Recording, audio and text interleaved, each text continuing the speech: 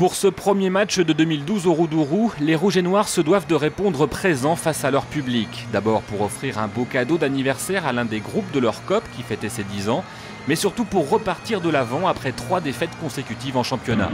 Les Nantais, eux, restent sur 2 victoires et s'offrent la première vraie occasion après 10 minutes de jeu.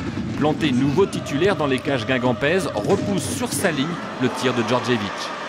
De quoi titiller les Costarmoricains. La réponse vient de Girez qui bute à 2 reprises sur le portier nantais.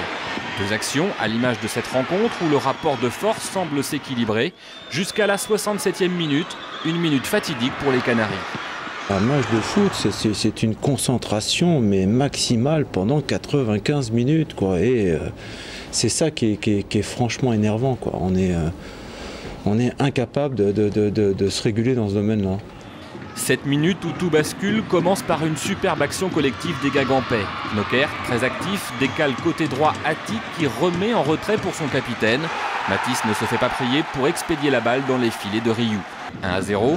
Le plus dur semble fait, d'autant que dès la remise en jeu, Knocker, encore lui, récupère le ballon et lance dans la profondeur Mandane.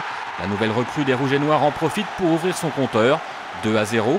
Guingamp aurait même pu tripler la mise, mais le but d'Attic est refusé pour une faute de main. Qu'importe, la série noire est terminée.